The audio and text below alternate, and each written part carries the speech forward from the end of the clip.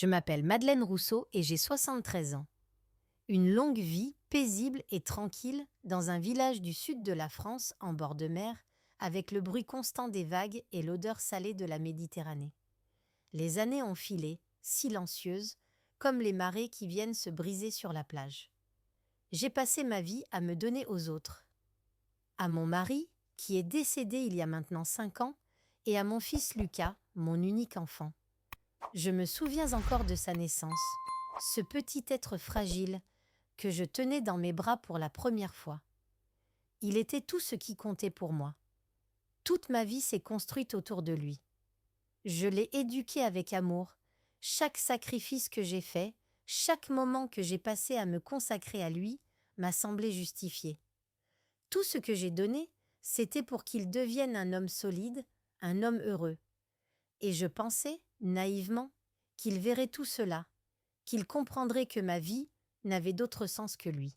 Caroline, ma belle-fille, est arrivée un peu plus tard. J'ai tout fait pour l'accueillir comme une fille, même si je savais, au fond de moi, qu'elle n'était pas tout à fait ce que j'attendais. Mais je l'ai respectée, je l'ai aidée quand elle en avait besoin, et j'ai fait en sorte de ne jamais interférer dans leur vie à deux. Je voulais qu'ils aient tout. J'étais là, toujours, en coulisses, prête à offrir mon soutien. Mais aujourd'hui, alors que je regarde en arrière, je me demande si tout cela valait vraiment la peine. Est-ce que mes sacrifices ont été appréciés? Ou n'étais-je qu'une présence, une aide invisible, que l'on oublie dès que le besoin s'en va? Depuis quelques mois, j'ai commencé à sentir un froid entre nous. Plus les jours passaient, plus mes appels se faisaient rares. Et même lorsque je réussissais à les joindre, leur voix semblait toujours plus lointaine, plus distante. Caroline me disait rarement bonjour sans précipitation, et Lucas, bien qu'il fasse de son mieux pour paraître attentionné, semblait avoir des préoccupations qui ne m'incluaient pas. Puis, un soir, tout a changé. Tout a basculé à cause d'un simple dîner, une promesse de réconfort qui m'a finalement laissé vide. Une promesse non tenue. Mais avant de vous raconter ce dîner, laissez-moi vous dire ce qui m'a poussé à ce moment-là. Quand vous arrivez à un certain âge, vous commencez à voir les choses différemment.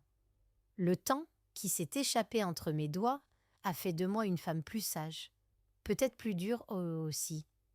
Et ce que j'ai compris, c'est que je ne pouvais plus continuer à me sacrifier pour ceux qui ne se souciaient pas de moi. Ce dîner manqué a été le premier acte d'une prise de conscience qui m'a secoué jusqu'au fond de mon âme. Le samedi soir approchait et je m'étais déjà préparée pour ce dîner chez Lucas. Un simple moment de retrouvailles familiales, je l'espérais. J'avais même acheté une galette au boulanger, comme il l'aime, pour apporter une petite touche personnelle, quelque chose de doux et de familier. J'avais tout prévu, jusqu'à la robe que j'allais porter, cette vieille robe bleu marine que Lucas aimait bien. J'avais l'impression de me donner de l'importance, de me dire que ce dîner serait un moment agréable, comme autrefois, un petit dîner familial simple. Mais au fond de moi, quelque chose me disait que les choses avaient changé. L'après-midi, Lucas m'avait appelé. C'était une de ces conversations que je connaissais bien. Il semblait gêné, sa voix légèrement tendue, mais il n'a pas su dissimuler cette froideur que je commençais à percevoir de plus en plus souvent. « Maman, je suis vraiment désolée, mais on va devoir annuler pour ce soir. Caroline est fatiguée et il y a des imprévus au boulot. Ce n'est pas possible, donc on reportera. » J'ai senti comme un coup dans l'estomac. Mon cœur s'est serré et l'angoisse a envahi mon esprit. Mais j'ai essayé de rester calme. « D'accord, Lucas, je comprends. » C'était tout ce que j'ai pu dire. Mon esprit voulait plus d'explications, mais je savais qu'il n'en donnerait pas. Ce n'était pas dans sa nature. J'ai raccroché le téléphone et me suis retrouvée là, dans ma cuisine, avec la galette entre mes mains. J'avais préparé toute cette soirée pour eux, m'imaginant des rires, des conversations chaleureuses autour de la table. Mais tout cela s'effondrait comme un château de sable. Pendant un moment, je n'ai rien fait. J'ai simplement regardé cette galette, la regardant comme si elle était le symbole de tout ce que j'avais sacrifié. Comment une promesse si simple pouvait se briser en un instant? Pourquoi tout ce que j'avais fait pour eux semblait-il ne rien signifier? Un étrange sentiment m'envahit alors. Ce n'était pas seulement la déception, mais aussi une forme de résignation. Pourquoi suis-je encore là, à essayer? Cette question tournait dans ma tête et je savais, au fond de moi, que ce n'était pas la première fois que ce genre de situation se produisait. Les petites négligences s'étaient accumulées, les silences étaient devenus plus longs, les excuses plus fréquentes. Je me suis assise un moment, ma galette posée devant moi, me demandant si cela valait la peine de continuer à espérer. Est-ce que j'étais juste là pour être une mère fonctionnelle, une source d'aide, ou avais-je encore une place dans leur cœur? La soirée s'étira, silencieuse et pesante. Je n'avais pas envie de regarder la télévision, ni même de lire. Le vide de la maison semblait plus grand, plus lourd.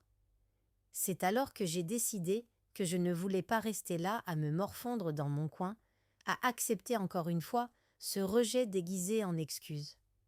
Il fallait que je fasse quelque chose. J'ai pris ma veste, mes clés et je suis sortie. Je ne pouvais pas rester là à attendre qu'il m'accorde de nouveau un peu de temps. Non, ce soir-là, j'avais décidé d'agir, de comprendre. Pourquoi m'ignorer de la sorte? Pourquoi annuler un dîner qu'il avait lui-même proposé? Ce fut un acte impulsif, mais au fond de moi, je savais que je n'avais plus le choix. Je devais savoir. Les jours passaient, mais la distance entre moi et Lucas, entre moi et Caroline, devenait de plus en plus palpable. J'avais espéré que l'annulation de ce dîner ne serait qu'un accident, un malheureux contretemps. Mais les semaines qui suivirent m'ont prouvé que c'était bien plus que cela. Les appels que je passais à Lucas restaient sans réponse. Caroline ne me répondait même pas sur WhatsApp. Au début, je me disais que c'était un malheureux hasard. Peut-être était-il simplement occupé. Mais chaque jour sans nouvelles, chaque message ignoré, renforçait ce sentiment d'abandon. Le vide entre nous se faisait de plus en plus grand, comme un gouffre que je ne pouvais pas franchir. Je repensais à tous ces moments où j'avais été là pour eux, à chaque anniversaire, à chaque réunion de famille, quand Lucas avait besoin de réconfort après ses échecs, ou quand Caroline voulait discuter de ses projets sans jamais vraiment m'écouter. J'étais toujours présente, toujours prête à tendre la main, à offrir mon soutien. Et pourtant, j'avais l'impression que ces années n'avaient été qu'un prêt sans intérêt pour eux. Il n'y avait ni reconnaissance ni gratitude. Je commençais à comprendre que, de leur côté, je n'étais qu'une ressource, un outil qu'ils utilisaient lorsqu'ils en avaient besoin. Quand ils avaient des difficultés, j'étais la première à tendre la main, mais quand tout allait bien, j'étais oubliée. Je ne faisais plus partie de leur vie, sauf pour les petites demandes et les services dont ils ne pouvaient se passer. Lucas m'avait déjà vue comme une source d'aide financière, et Caroline, plus subtile, m'utilisait à sa manière, avec un sourire et des mots doux quand il le fallait, mais sans jamais m'accorder la place que j'espérais. C'est alors que la première fois, je n'ai pas osé appeler. Non, je me suis dit qu'il finirait bien par se rendre compte de l'écho de ce silence. Mais les jours passaient, et ce silence était devenu lourd, presque oppressant. Le cœur battant, je me suis assise devant mon téléphone, hésitant, et puis j'ai abandonné l'idée. Pourquoi insister? Pourquoi courir après quelque chose qui semblait déjà s'être éteint? Je n'avais plus aucune nouvelle. Et quand je pensais qu'il m'avait peut-être oublié, un sentiment étrange me submergeait. J'étais à la fois dévastée et libérée. Il y avait quelque chose de terriblement solitaire dans ce silence, mais en même temps, il y avait une forme de liberté que je n'avais jamais ressentie auparavant. Une sorte de détachement, comme si, au fond, je n'avais plus rien à prouver, rien à attendre d'eux. Et ce détachement me faisait peur, car il signifiait une chose. Il était peut-être temps de changer, de regarder ma vie différemment, de ne plus être l'ombre de quelqu'un d'autre. La mer, ce jour-là, semblait plus calme que jamais. J'ai décidé de marcher sur la plage, de me laisser emporter par l'air frais du matin, d'oublier l'immensité de mes questionnements. Mais même là, alors que l'horizon s'étendait devant moi, j'avais la sensation d'être seule, plus seule que jamais. Une mère abandonnée par son propre fils, perdue dans les vagues de l'indifférence. Je suis rentrée chez moi. une nouvelle décision s'étant doucement installée dans mon esprit. Si je devais être seule, alors je serais seule pour de bon. Si personne ne se préoccupait de moi, alors je devais reprendre le contrôle de ma vie. Le silence allait me guider, mais cette fois-ci, il ne me briserait pas. Il allait être mon allié. Le soir du dîner, je n'ai pas pu m'empêcher de prendre la voiture et de me rendre chez Lucas, malgré l'annulation. Ce n'était pas une décision rationnelle. C'était un besoin, une pulsion, un dernier fil d'espoir que je tenais entre mes mains, comme une corde qui pourrait me sauver du vide qui commençait à m'engloutir. Il fallait que je voie de mes propres yeux ce qu'il en était, que je comprenne pourquoi ce dîner, soi-disant si simple, avait été annulé à la dernière minute. En arrivant, j'ai garé ma voiture un peu plus loin, cachée derrière une haie, pour ne pas être vue. Je me suis avancée lentement, mon cœur battant plus fort que jamais. La maison était illuminée et j'ai entendu des rires, des voix familières qui venaient de l'intérieur. J'ai ressenti un pincement au cœur. C'était comme si le monde continuait sans moi, comme si ma présence n'était plus qu'un simple bruit de fond, un détail insignifiant. J'ai hésité un instant, puis j'ai pris une grande inspiration et suis montée les marches de la terrasse. Avant que je n'atteigne la porte, je me suis arrêtée. Les voix se faisaient plus nettes, plus joyeuses, et une gêne immense m'envahit. Je me sentais à la fois déplacée et inutile. Pourquoi était-il si joyeux à l'intérieur, alors que je n'étais pas invitée à partager ce moment? Je savais qu'il m'avait oubliée, mais entendre ce bonheur derrière cette porte fermée était un déchirement supplémentaire. Et puis, la porte s'est ouverte brusquement.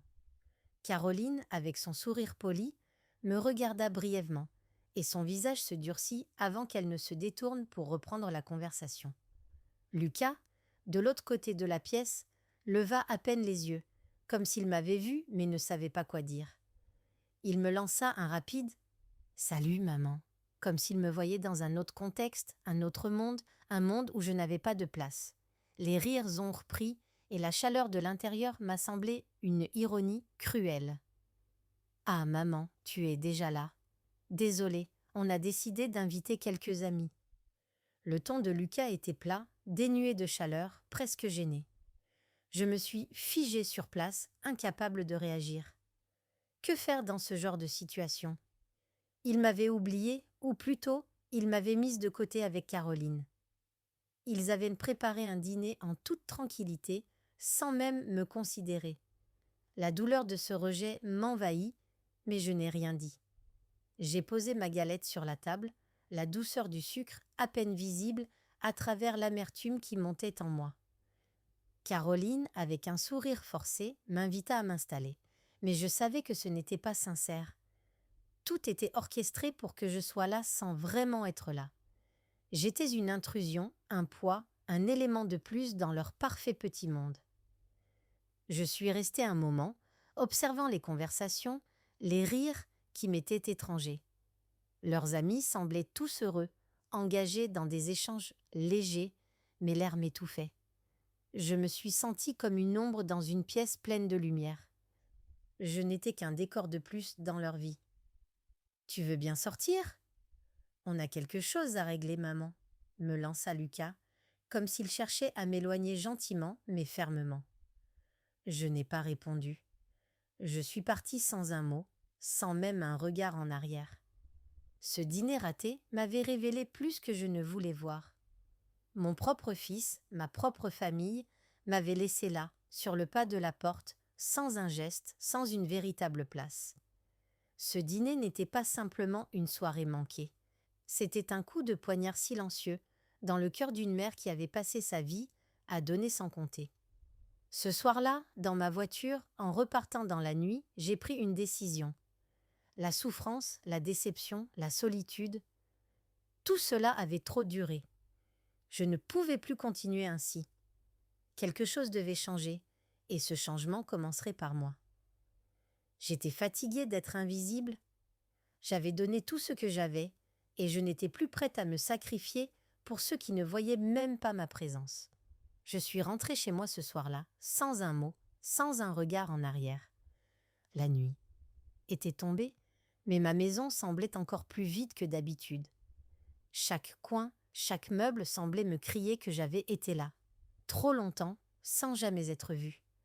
La galette était toujours sur la table, intacte, comme une métaphore de ce que je devenais, inutile, ignorée, oubliée.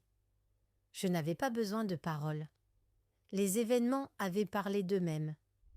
Lucas et Caroline avaient créé leur propre monde, un monde où je n'avais plus de place. Et, pour la première fois, je l'avais vue clairement, cette vérité qui m'avait échappé pendant tant d'années. J'avais été l'ombre, le soutien invisible, celle qu'on appelle quand il faut de l'aide, mais qu'on oublie dès que l'on n'en a plus besoin.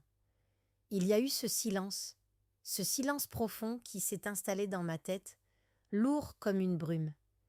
Je ne pleurais pas, je ne criais pas. J'étais là, seule, dans ma cuisine, à réfléchir, à comprendre. Qu'est-ce que j'attendais encore de ma famille, de mon fils, de Caroline?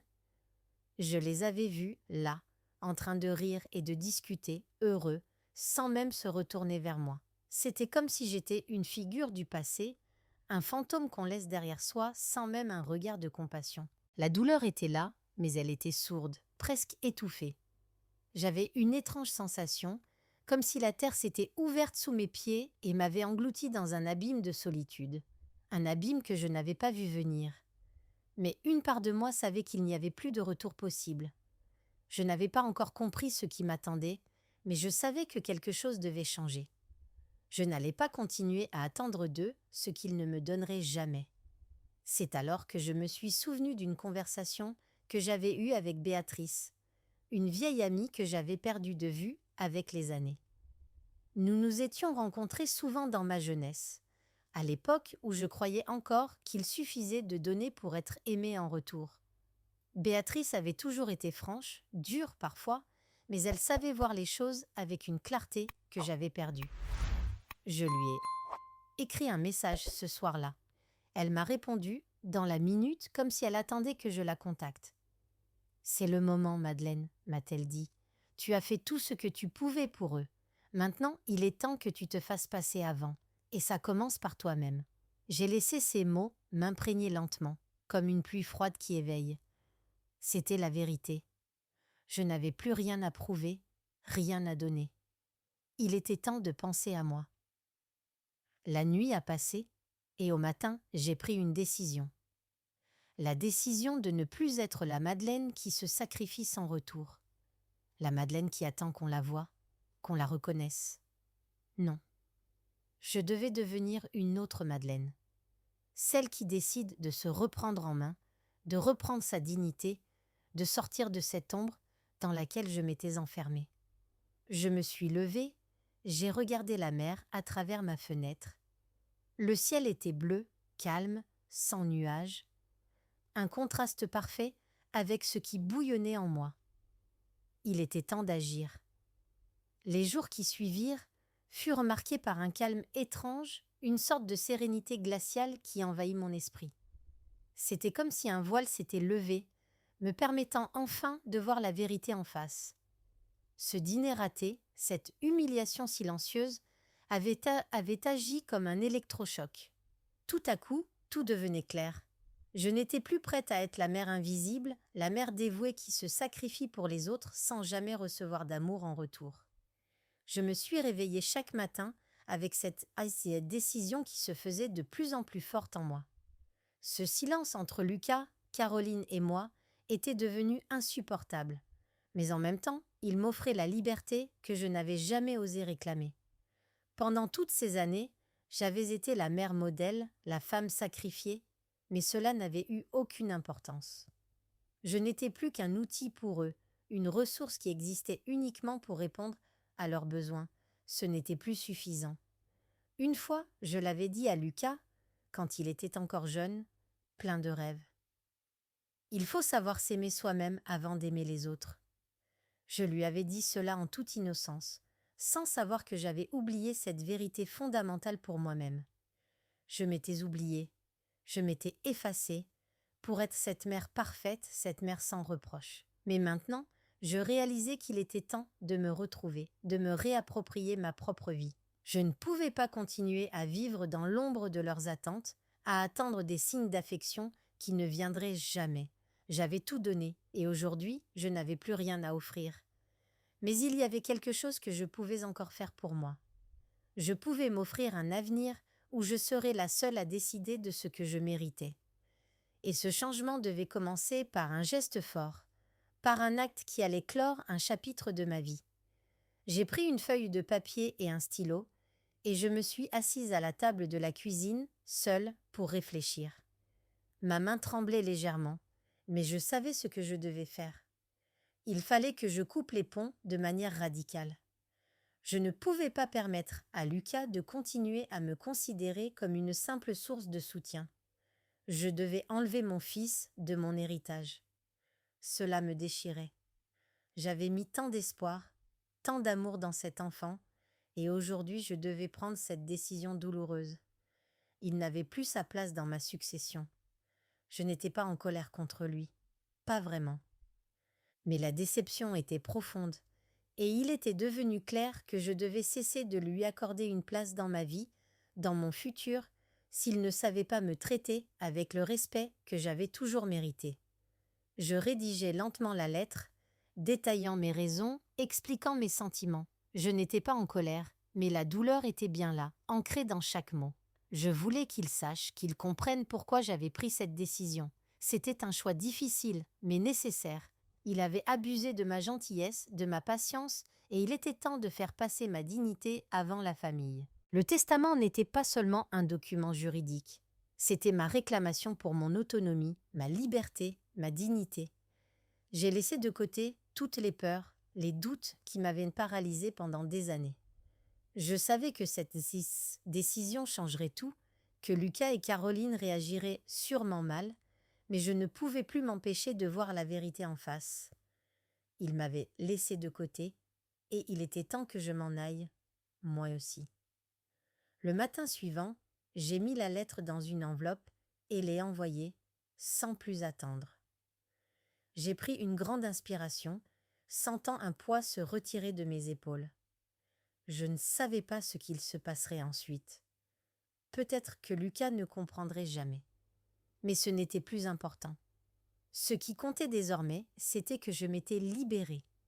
Le temps passa et l'isolement se fit de plus en plus prononcé. Après avoir envoyé la lettre, je n'ai pas eu de nouvelles de Lucas ou Caroline. J'avais espéré une réaction, un signe, mais rien. Le silence était plus lourd que jamais. Et dans ce silence, une paix étrange s'installait en moi, presque douce. C'était la première fois depuis des années que je me sentais vraiment seule, mais aussi libre. Je n'avais plus de raison d'appeler, ni à Lucas, ni à Caroline. Ils savaient désormais ce que j'avais décidé. Mon silence était petite matrin. Réponds. Mais, en réalité, c'était aussi un moyen pour moi de trouver la paix intérieure que je n'avais jamais connue.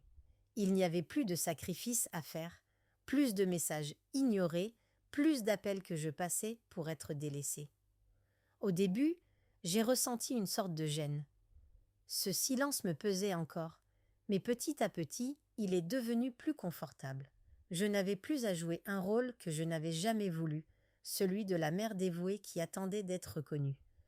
Je n'avais plus à sourire en silence, à accepter les petites humiliations sous couvert de sacrifice familial. C'était terminé. Je suis allée marcher sur la plage, là où je me sentais toujours bien. La mer calme, comme un miroir, me renvoyait l'image de cette femme que je n'avais jamais connue vraiment. Madeleine. Qui étais-je en dehors de ma famille? Qui étais-je pour moi-même? Cela faisait si longtemps que je m'étais définie uniquement par ma relation avec eux, par le rôle de mère et de grand-mère. Mais qui étais-je, seule, sans ce fardeau? Les premiers jours furent les plus difficiles. La maison était calme, trop calme, et parfois j'avais l'impression de m'écraser sous ce silence que j'avais pourtant choisi. Mais il y avait aussi quelque chose de libérateur dans ce vide. Sans leurs appels incessants, sans leurs demandes, j'étais libre. Je pensais souvent à mes années de sacrifice, à tout ce que j'avais donné sans retour. Quand Lucas était petit, je lui donnais tout. Mon temps, mon énergie, mon amour. Quand il grandissait, j'étais toujours là pour lui, pour l'aider dans ses choix, pour lui donner des conseils. Mais plus je me souvenais de tout ce que j'avais fait pour lui, plus je réalisais à quel point il n'avait jamais pris la peine de comprendre ce que cela m'avait coûté. Mes sacrifices avaient été invisibles à ses yeux. Caroline, elle, ne me voyait même pas. Elle m'avait toujours vue comme une mère parfaite, un ange gardien, sans jamais se demander ce qu'il en était pour moi. Je me remémorais ces moments où j'avais mis de côté mes désirs et mes besoins pour eux.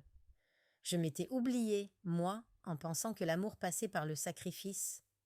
Mais maintenant, je le savais. L'amour véritable ne passe pas par l'effacement de soi. C'est en se respectant soi-même qu'on est capable d'aimer véritablement les autres. Le temps, ce temps qui m'avait semblé si long et si vide, commençait à me sembler plus paisible. Il n'y avait plus de chaos dans ma tête. Je n'avais plus d'attente. Je n'avais plus de rôle à jouer. Je n'étais plus cette Madeleine qui se donnait sans fin, mais une Madeleine qui reprenait le contrôle de sa vie. Et c'est là que j'ai compris, peut-être pour la première fois, je ne me souciais plus de ce qu'il pensait. Je me souciais de ce que je pensais. Et, pour la première fois depuis longtemps, je pensais à moi. Les jours se sont écoulés, et avec chaque matin qui passait, une nouvelle perspective s'est imposée dans mon esprit. J'avais consacré ma vie à Lucas, à Caroline, à mes enfants, à leur bonheur, à leur confort. J'avais mis de côté mes rêves, mes désirs, mes besoins, pour être là pour eux. Mais en retour, j'avais reçu des silences, des excuses, des promesses non tenues. Je me suis souvent retrouvée à penser au moment où je me suis sacrifiée sans jamais rien demander en retour. Les sacrifices qui, au début, m'étaient apparus comme des gestes naturels de mère, avaient fini par se transformer en un fardeau, un poids insoutenable. Chaque fois que Lucas avait eu un besoin, j'étais intervenue. Chaque fois qu'il avait été en difficulté, j'étais là pour l'aider financièrement, émotionnellement. Pourtant, au fil des ans, je m'étais rendue invisible à leurs yeux.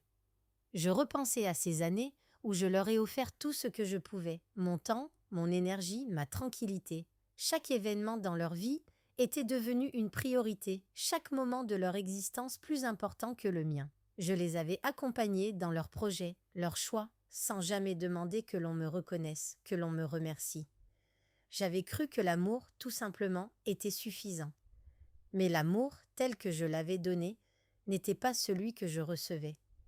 Je n'étais qu'une figure de soutien, une présence derrière les rideaux, prête à être sollicitée quand le besoin se faisait sentir, mais jamais vraiment vue pour ce que j'étais. Je me suis souvenu des innombrables fois où j'avais laissé mes propres envies de côté, où j'avais annulé mes propres projets pour eux. Il y a eu cette fois, lorsque Lucas avait eu sa première entreprise et que je l'avais soutenu sans compter, même si cela signifiait que je devais faire des sacrifices financiers. Je me suis sacrifiée pour lui, pour son avenir. J'ai toujours cru que c'était ce qu'une mère devait faire. Mais au bout du compte, tout ce soutien avait été oublié. Il ne m'avait jamais demandé si j'étais fatiguée, si j'avais envie de quelque chose pour moi. Tout ce que j'avais fait semblait n'avoir été qu'une évidence pour lui, une attente. Et Caroline, elle, ne faisait que m'utiliser pour des petites choses. Elle venait me demander des conseils, des services, et quand elle n'en avait plus besoin, elle s'éclipsait. Elle ne m'a jamais vue comme une personne à part entière, une personne avec ses propres besoins. Non, pour elle, j'étais simplement la mère de Lucas, la mère qui pouvait toujours aider. Mais quelque chose avait changé en moi. Ce soir du dîner, raté. Cette prise de conscience douloureuse mais salvatrice. J'avais compris que tout ce que j'avais donné, tout ce que j'avais sacrifié, n'avait jamais été vu pour ce qu'il était, un véritable acte d'amour. L'amour que je croyais offrir n'était qu'une forme de dépendance, une manière de me convaincre que ma place dans leur vie avait du sens. Mais en réalité, ils n'avaient jamais vu ma douleur, mon épuisement. Et aujourd'hui, je pouvais enfin l'admettre. Je n'étais pas un objet de service, ni une mère modèle qui attendait de l'être reconnue pour ses sacrifices. Non. Je devais désormais être moi-même. Une femme libre, respectée, vivante. Une femme qui vivait pour elle-même. Ce fut une grande libération de me rendre compte que je n'avais plus à être ce qu'ils attendaient de moi. J'avais le droit d'exister pour moi-même sans devoir constamment donner et me sacrifier. Je pouvais maintenant penser à mes désirs, à mes besoins, à mon bonheur. Mais pour cela, je devais tourner la page. Et ce processus de libération ne serait pas facile. Je savais qu'il fallait du temps pour se reconstruire, pour se retrouver après tant d'années à s'effacer. Mais, pour la première fois depuis longtemps, j'avais l'espoir de pouvoir vivre pleinement. Je n'étais plus une mère dévouée, une femme sacrifiée. J'étais Madeleine Rousseau, une femme qui méritait d'être vue, aimée et respectée pour ce qu'elle était, pas pour ce qu'elle pouvait donner. Les jours suivant ma réflexion, une idée, un geste, s'est imposé dans mon esprit avec une force inattendue. Je n'avais plus de place dans ma vie pour les faux-semblants, les concessions. Le silence de Lucas et Caroline m'avait donné la liberté de comprendre une vérité qui m'avait échappé pendant trop d'années. Je n'étais pas juste une mère. Je n'étais pas un simple outil au service de leur confort. Il était temps de prendre des décisions radicales, d'agir en fonction de ce que je ressentais et non plus en fonction des attentes des autres. Ce matin-là, je me suis levée tôt, le cœur lourd, mais l'esprit clair. La mer au loin, calme et infinie, m'offrait une vue apaisante. Je savais que j'étais à un carrefour. Une étape importante de ma vie s'achevait, mais une nouvelle s'ouvrait devant moi, même si elle me semblait encore floue, incertaine. Ce qui était certain, c'était que cette page devait être tournée. J'ai décidé que je devais revoir mon testament. Après tout, je n'étais plus qu'une ombre dans la vie de mes enfants. Le geste que je m'apprêtais à faire allait tout changer, et je savais que Lucas et Caroline allaient réagir violemment. Mais cela n'avait plus d'importance. Il n'était plus question de leur plaire, de leur faire plaisir. Il était question de me respecter moi-même. Alors, j'ai pris une feuille de papier, un stylo, et j'ai commencé à écrire une lettre. Une lettre qui allait expliquer ma décision. Ma décision de retirer Lucas de mon héritage. Il avait été mon fils, mais aujourd'hui, il était celui qui m'avait laissé de côté. C'était lui qui avait choisi de ne pas me voir, de ne pas me reconnaître. J'écrivais, lentement, mais avec une clarté inébranlable. Je n'étais plus disposée à me sacrifier pour lui ou pour quiconque sans retour. J'ai rédigé la lettre en expliquant ce que j'avais ressenti, comment il m'avait ignorée, comment Caroline avait toujours été distante et manipulatrice. J'ai évoqué mes années de sacrifice, mes efforts, mes gestes, qui, au fond, n'avaient jamais été appréciés. Puis j'ai ajouté ces mots qui, je le savais, allaient marquer un tournant. Je vous ai donné tout ce que j'avais. Mais désormais, je choisis de vivre pour moi. Lucas, tu n'as plus ta place dans mon héritage. Je ne suis plus la mère que tu as oubliée, et je refuse de continuer à m'effacer. Je ne t'en veux pas, mais je dois prendre ma vie en main, enfin. Cela n'a pas été facile de coucher ces mots sur le papier. Chaque phrase semblait une déchirure, une blessure profonde, mais nécessaire. J'avais l'impression que ce geste allait m'ouvrir une porte vers un autre futur, un futur où je pourrais être moi-même, sans me demander si mes enfants allaient m'accepter ou m'apprécier. Je n'ai pas voulu garder ce testament dans un tiroir. J'ai pris la décision de le faire valider. Et, avant de le faire, j'ai écrit une autre lettre, cette fois-ci plus courte, mais tout aussi poignante. Elle s'adressait à Lucas et Caroline et leur annonçait ce que j'avais décidé. J'y expliquais, une dernière fois, ma décision, en soulignant que ce n'était pas une vengeance, mais un acte de respect envers moi-même. J'ai mis les 2 lettres dans une enveloppe et je les ai envoyées à mon notaire. Ce n'était plus qu'une formalité. Mais pour moi, c'était la fin d'un cycle, le dernier acte symbolique de ma libération. Il me fallait maintenant attendre. Attendre leur réaction ou l'absence de réaction. Mais, au fond de moi, je savais que je m'étais libérée d'un poids immense. et cette libération était la clé pour ma nouvelle vie. J'avais fait le premier pas vers une Madeleine nouvelle. Une Madeleine qui, pour la première fois depuis des années, allait enfin vivre pour elle-même. Quelques jours après avoir envoyé mes lettres, un vide étrange s'est installé en moi. Un vide qui n'était ni lourd ni effrayant, mais simplement nouveau. Je savais que le moment de vérité était arrivé. Le temps passait lentement. Chaque jour semblait s'étirer dans une attente pleine de suspense. Mais en moi, une certitude s'était installée. Je n'avais pas fait d'erreur. Ma décision, bien que difficile, était la bonne. Pourtant, cette attente me pesait. Je n'avais parlé à personne de ma démarche. C'était un secret lourd mais libérateur. C'était une décision intime que je n'avais partagée qu'avec moi-même. Mais alors, une vieille amie m'envoya un message. Béatrice.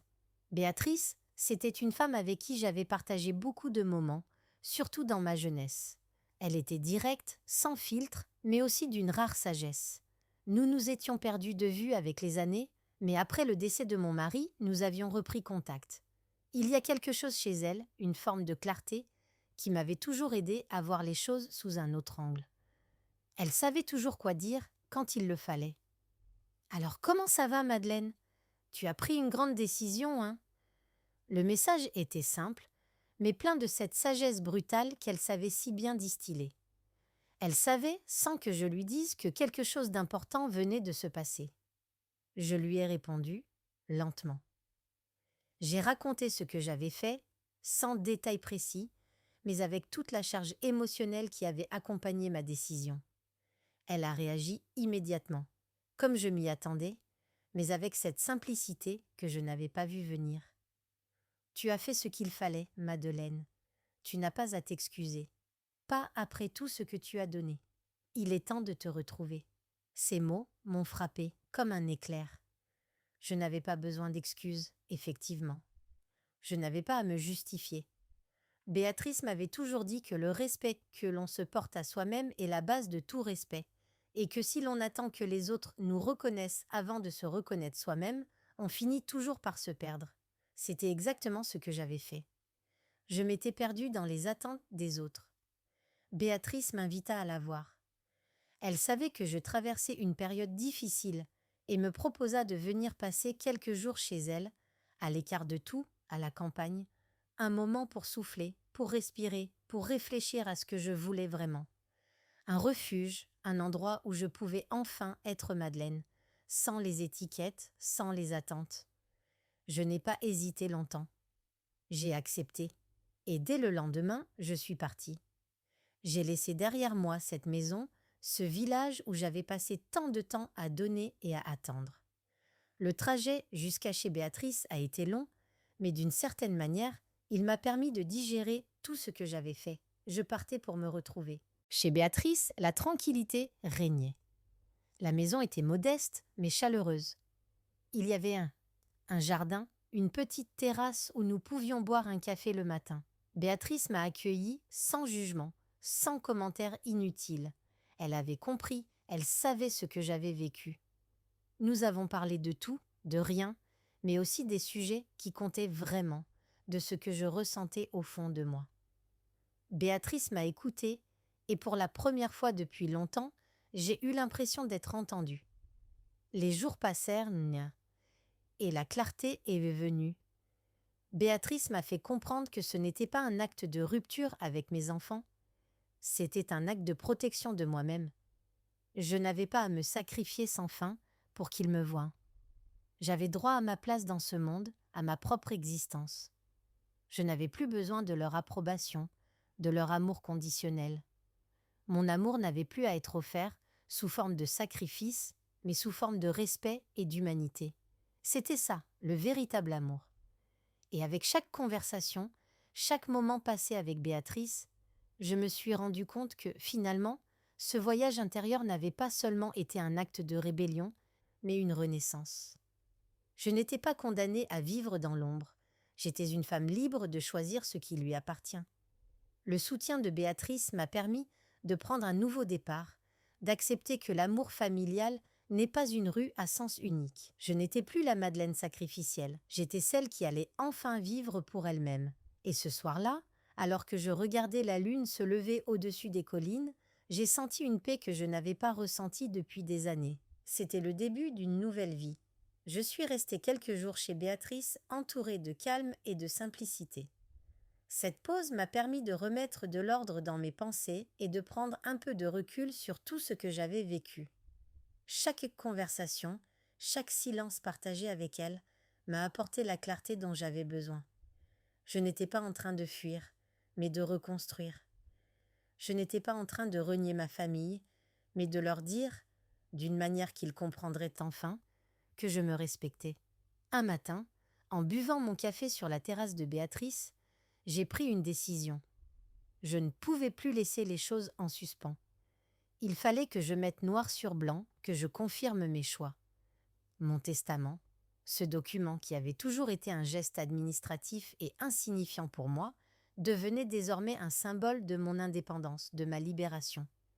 Il était temps de le réécrire. J'ai pris une feuille de papier, un stylo, et j'ai commencé à rédiger ce qui allait être la déclaration officielle de ma renaissance. Ce n'était pas seulement un changement de bénéficiaire, c'était le reflet d'un choix profond, celui de m'offrir, à moi, un futur. Ce futur, je ne le partagerai plus avec quelqu'un qui ne m'avait jamais vu comme une personne à part entière. Le bruit du vent dans les arbres de la forêt voisine était apaisant, presque solennel. Comme un témoin muet de ce moment, du passage d'une vie à une autre. Je ne savais pas ce que l'avenir me réservait, mais j'étais certaine d'une chose. Ce testament était plus qu'un acte légal, il était un acte de foi en moi-même. Dans le texte, j'ai expliqué ma décision. Pourquoi je retirais Lucas de mon héritage? Pourquoi je voulais qu'il comprenne, à travers ces mots, que ma vie n'était plus à sa disposition. J'ai écrit avec calme, sans colère, mais avec une grande tristesse. Je lui ai dit que je l'aimais, mais qu'il avait pris trop de choses pour acquises. J'ai aussi pris soin de lui expliquer que tout ce que j'avais fait, tout ce que j'avais donné, était venu d'un lieu d'amour, mais que cet amour ne pouvait plus se baser sur des attentes démesurées, sur des sacrifices incessants. J'ai rédigé aussi une partie pour Caroline, lui expliquant que ma décision ne portait pas sur elle seule, mais sur toute la dynamique qui s'était installée au fil des années. Elle avait été présente dans ma vie, certes, mais jamais de manière véritablement proche. Je n'avais plus de place pour ces relations superficielles. Elles n'étaient plus une source de bonheur pour moi. Quand j'ai terminé, j'ai relu chaque phrase, chaque mot. Ce n'était pas une vengeance, ce n'était pas une déclaration de guerre, c'était un choix de vie, un choix de paix intérieure, un choix pour moi. J'ai mis la lettre dans une enveloppe et j'ai contacté mon notaire pour faire valider le changement. J'étais prête, prête à avancer, à continuer sans les poids du passé. Je savais que la réaction de Lucas serait violente, sans doute pleine de reproches. Mais cela ne m'effrayait plus. J'avais l'âme sereine. J'avais agi par amour pour moi-même, pour la femme que je voulais devenir. Le soir, lorsque le soleil se couchait derrière les collines, je suis restée là, à regarder les dernières lueurs du jour. J'ai senti, dans ma poitrine, une légèreté nouvelle. J'étais enfin libre. Libre de mes choix. Libre de mon avenir. Et surtout, libre de me donner à moi-même l'amour et le respect que j'avais tant cherché à offrir aux autres. L'histoire de ma vie ne serait pas écrite par les attentes des autres, mais par moi seule. Et c'était un sentiment plus beau que tout. Le lendemain matin, j'ai reçu un appel de mon notaire me confirmant que le testament avait été mis à jour et était désormais légalement valide. C'était un acte que j'avais longtemps redouté, mais aussi celui qui marquait la fin d'un cycle. J'avais maintenant tourné une page importante de ma vie, une page qui me libérait d'une dépendance émotionnelle que j'avais nourrie pendant trop d'années. Le sentiment de calme qui m'envahit ce matin-là était à la fois étrange et familier. Ce n'était pas la joie effervescente d'un accomplissement quelconque, mais plutôt la profonde tranquillité que l'on éprouve lorsqu'on sait que quelque chose de fondamental a changé en soi. C'était comme si, d'un coup, j'avais mis en ordre ce qui avait été confus, enfoui sous des couches de sacrifices non reconnus, de sacrifices non demandés. Je suis restée un moment dans mon salon, la lumière douce de l'après-midi filtrant à travers les rideaux. Puis, j'ai pris mon téléphone et j'ai envoyé les lettres. Une à Lucas, une à Caroline. Je leur annonçais ce que j'avais fait, avec la même clarté, la même calme distance que j'avais utilisée pour écrire mon testament. Je vous ai donné ma vie. Aujourd'hui, je choisis de vivre pour moi.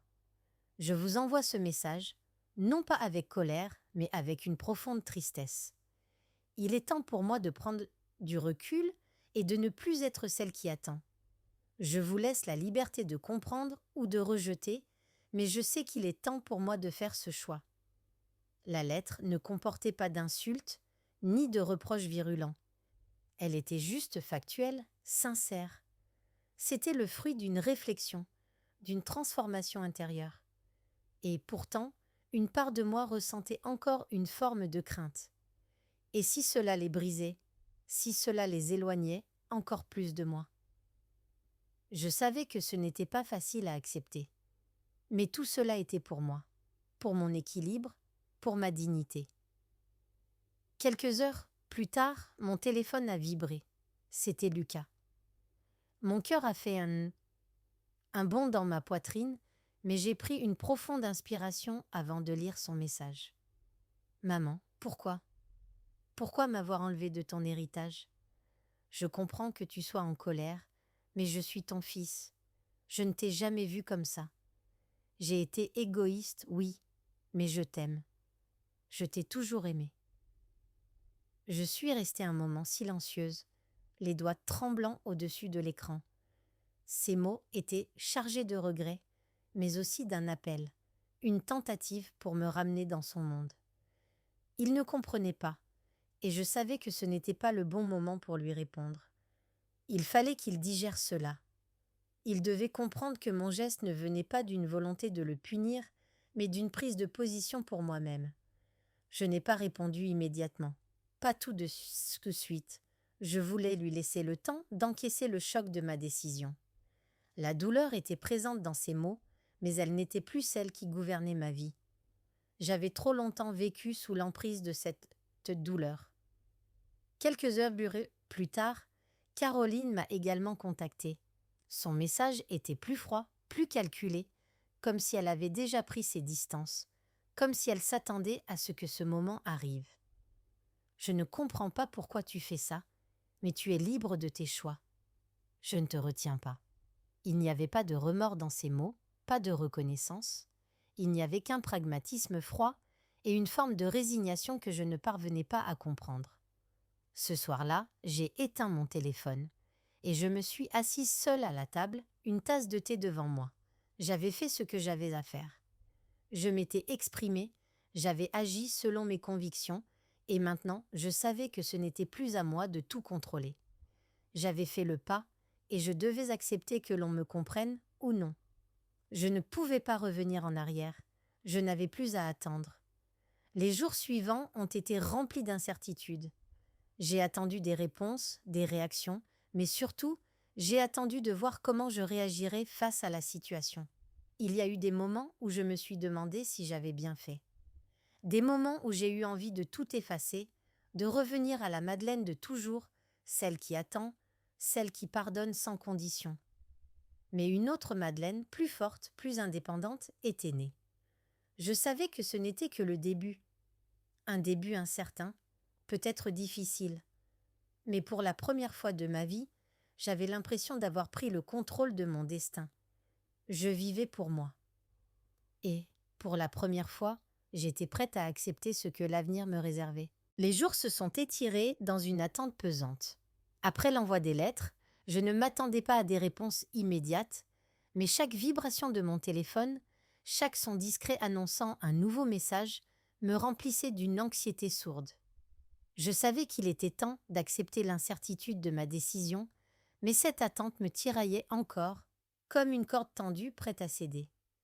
Puis, après ce qui m'a paru une éternité, mon téléphone a vibré. une nouvelle notification de Lucas. Je me suis figée un instant avant de l'ouvrir, le cœur battant dans ma poitrine. Le message était court, mais chargé d'émotions, des émotions qu'il avait visiblement du mal à formuler. « Maman, je ne comprends pas. Je croyais qu'on s'en sortirait ensemble. Je suis désolée, vraiment. Je suis ton fils. Pourquoi tout changer maintenant ?» Les mots étaient maladroits, presque désespérés. J'ai ressenti une vague de douleur en les lisant, mais aussi une forme de soulagement. Il avait compris qu'il avait fait une erreur. Il était confus, oui, mais il ressentait la souffrance que je portais depuis tant d'années. Pourtant, ces mots, bien que remplis de regrets, n'étaient pas ce que je cherchais. Ce que j'avais fait ne concernait pas seulement un malentendu ou une erreur. C'était bien plus profond. J'ai pris quelques minutes avant de répondre.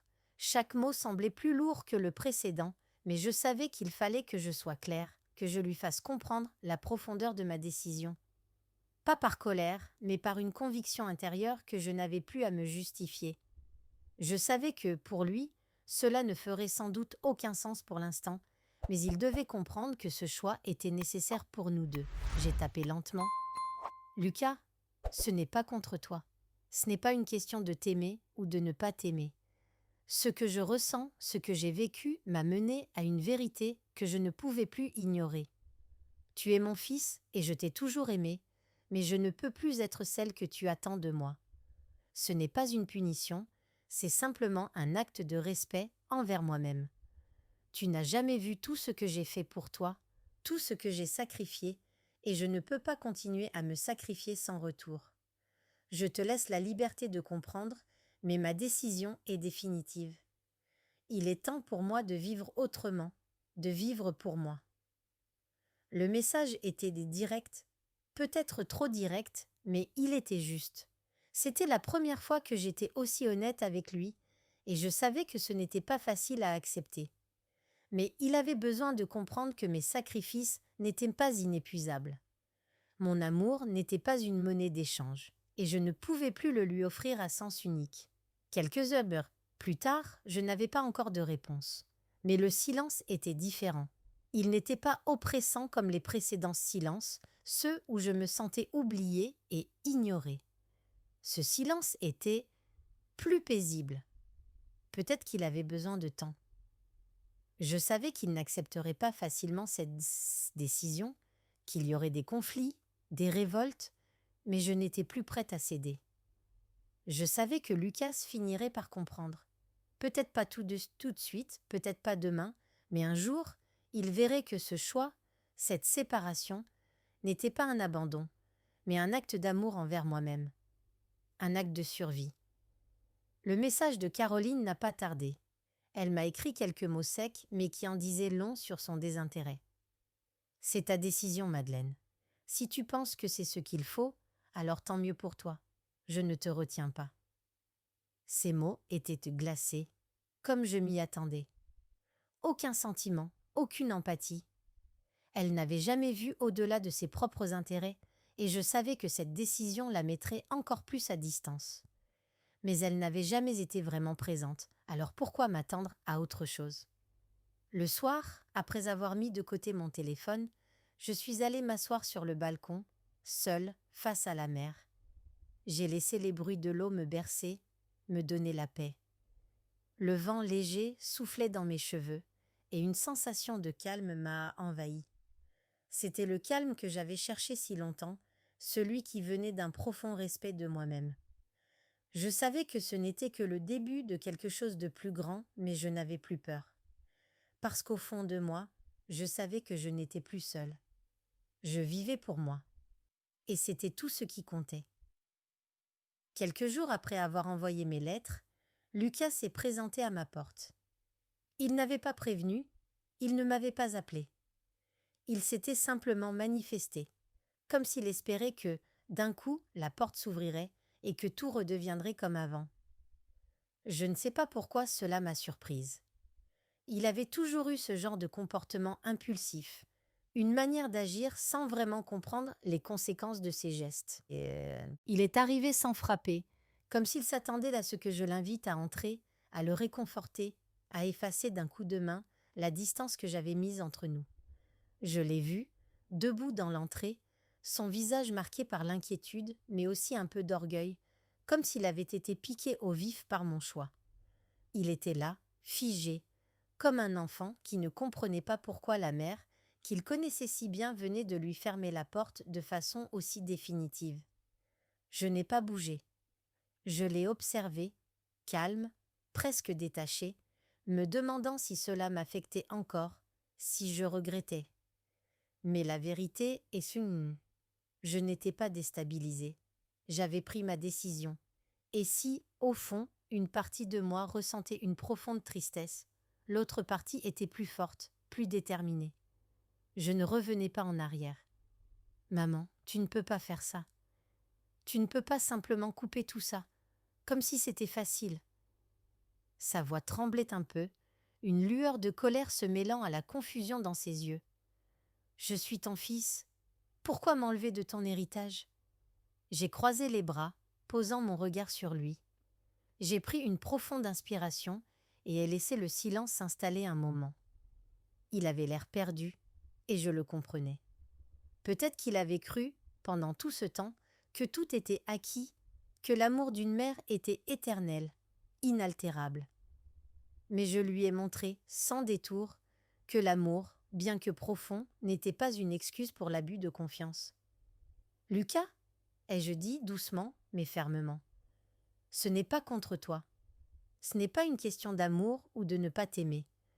C'est une question de respect. J'ai donné toute ma vie pour toi, pour que tu sois heureux. Mais à chaque fois que je me suis sacrifiée, tu n'as jamais vu cela. Tu as pris mes sacrifices pour acquis, comme si c'était normal. Et je ne peux plus accepter ça. » Ses yeux se sont brouillés d'émotion, mais je ne flanchais pas. Ce que je lui disais, je le pensais profondément. Ce n'était pas un acte de vengeance, mais une réclame de ma dignité. J'avais été une mère dévouée, une femme qui s'était oubliée pour les autres. Mais aujourd'hui, je m'étais retrouvée. Tu m'as vue comme un soutien, une ressource, mais je ne suis pas cela. Je ne suis pas qu'une mère dévouée. J'ai aussi des besoins. Et aujourd'hui, il est temps que je vive pour moi. Il n'a pas répondu immédiatement. Il a baissé la tête, et pendant un instant, j'ai vu son cœur se briser. Il se rendait compte, sans doute pour la première fois, qu'il avait pris trop de choses qu'Inette pour acquises, qu'il m'avait poussé à un point où je ne pouvais plus me sacrifier sans retour. Il semblait vouloir dire quelque chose, mais il n'a rien trouvé à ajouter. Il s'est tu, comme si la force de mes mots l'avait paralysé. J'ai laissé passer un moment, le regard fixé sur lui. Je ne voulais pas qu'il pense que j'agissais par vengeance ou par colère. C'était un choix, mon choix, un acte de libération personnelle. « Lucas » ai-je repris, cette fois-ci plus doucement. « Je t'aime, tu le sais, mais tu m'as laissé de côté. Et aujourd'hui, je choisis de me remettre au centre de ma propre vie. » Il m'a regardé dans les yeux. J'ai vu la douleur et la confusion dans ses prunelles, mais aussi quelque chose de plus. Une prise de conscience. Il savait maintenant que ma décision n'était pas facile, mais qu'elle était nécessaire. Finalement, après un long silence, il a fait un pas en arrière, comme s'il acceptait la distance, même s'il n'en comprenait pas totalement la raison.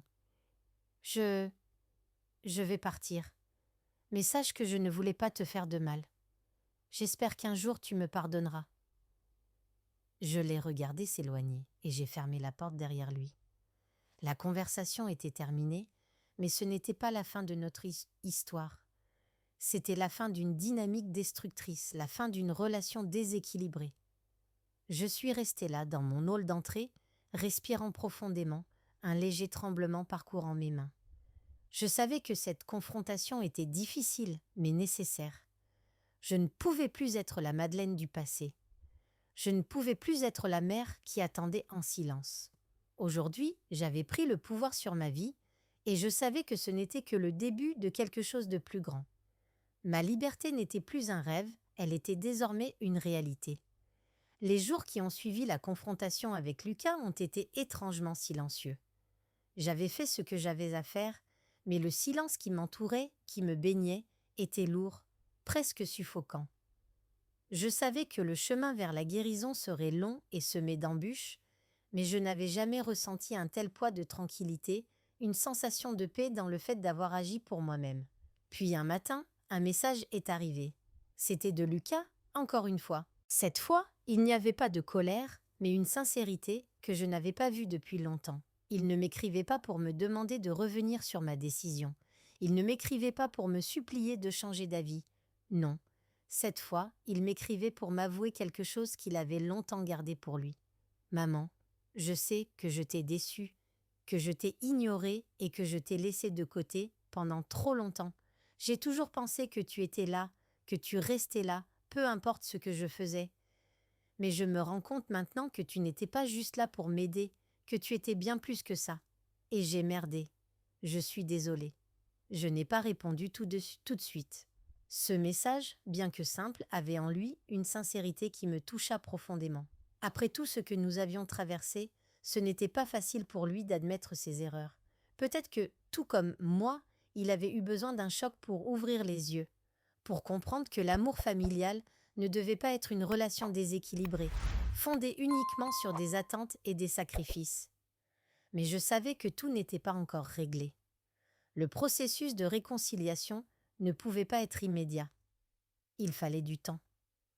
Je devais accepter qu'il prenne son temps pour comprendre, pour évoluer.